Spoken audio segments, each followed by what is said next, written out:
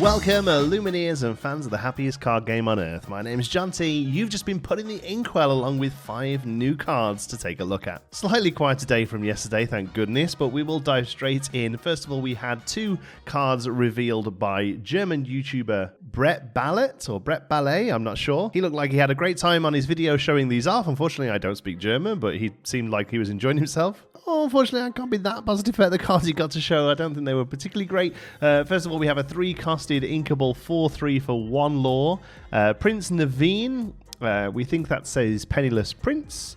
And all he has is his charm. It's a common card with art by Gaku Kumatori. This is Horace in Steel. Horace sees 0 plays. Steel probably has slightly better use for this stat line. Maybe a Prince Naveen Floodborn is on the way, but as it stands, this one is pretty dull. We also have a 2-costed uninkable item in Amethyst. We think it's called Confusing Signposts, with the ability to Wonderland. Banish this item to return a chosen character of yours to your hand. This is a rare card with art by Andrew Trebold. So this is probably going to be a running theme moving forward. Item that does the set's mechanic. We've had the mouse armor that provides resist, and now we have the item that generates bounce, which is obviously one of the other key mechanics of set 2. I personally don't think this is very good. It's uninkable and it's only a 1-trick hit. You know, obviously if it's on the table and you get to replay a big hitter because of it, then it's really good. But I think the opportunity cost of running this in a deck is pretty intense.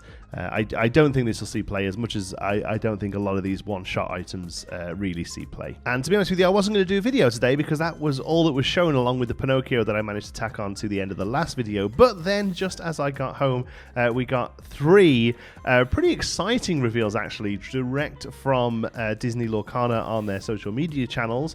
A trio of Basils, as in Basil the Great Mouse Detective. We'll talk about these in size order, I think probably makes the most sense. First of all, we have a 2-costed inkable 2/2 for 1 lore in Sapphire. Basil of Baker Street, a Dreamborn hero detective with support, meaning when he quests, he can have his power onto another character. Common card with art by Jake Parker, and what an ingenious device. If its light is reflected through these, then the images must resolve somewhere below. Looks like he's looking at the big thing that sits atop of the luminary there to make the glimmers.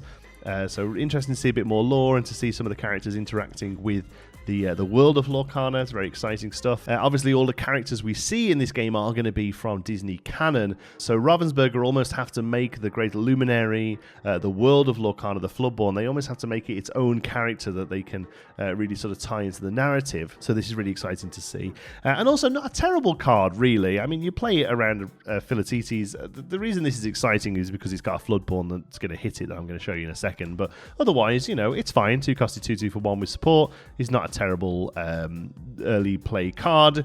The interesting thing, though, is obviously what you're going to Floodborn onto it in a moment. But between the big one and the little one, there's one that sits in the middle, and that is a 4-costed inkable 3/4 for 2, Basil Perceptive Investigator.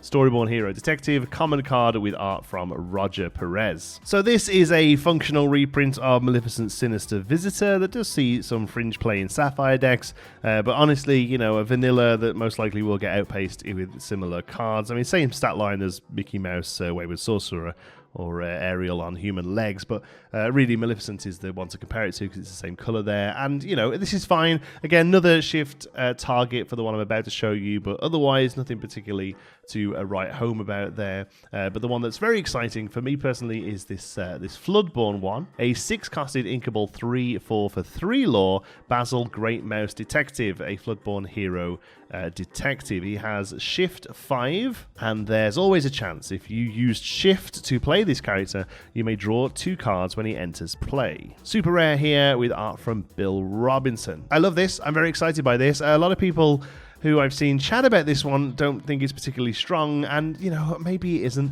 but I am super excited for an Emerald Sapphire Floodborn Matters deck using Bucky. I'm a big fan of Basil the Great Mouse Detective. I'm a big fan of mid-range, and I think this fits nicely into a mid-range shell. I don't know, maybe it isn't as great as I'm making out, but I actually think this is really quite fun. Ideal hand, you play the 2-costed Basil on turn 2. On turn 3, you play Detective Mickey. On turn 4, you ink, and you can play this, which is probably why Unfortunately, it only has shift 5 on a 6-costed body. It's a shift reduction of just 1, whereas most of them are 2. They're probably very aware that Sapphire is the colour that ramps. But most of all, this is conditional card draw in Sapphire, a colour that desperately needs it. So far, the only characters in Sapphire in set 1, Maurice and Robin Hood, to give you card draw, and both of those are, again, really quite conditional. This one, I think you'll actually see play and actually get it happening a little bit more often than you might not.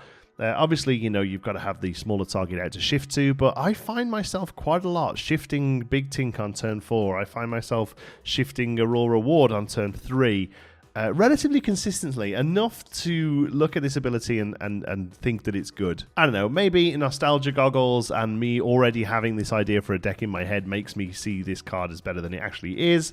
But I don't know, I'm a bit of a fan of this one and I'm looking forward to getting it to the table. So Basil saves the day after a relatively slow start. I'm a big fan of what Rise of the Floodborn is doing so far, and I'm very excited to see more. I don't think we've even seen a third of the set yet, and it comes out in about 3 weeks. It's kind of crazy. But remember, every single card reveal I will be showing you here, as well as lots of other stuff as well. As soon as the card reveals slow down a bit, we'll get back to our other sorts of content. But just so you don't miss a thing, make sure you click subscribe before you go if you haven't already. Thank you so much for watching. Love you all to bits. Till the next one, be good.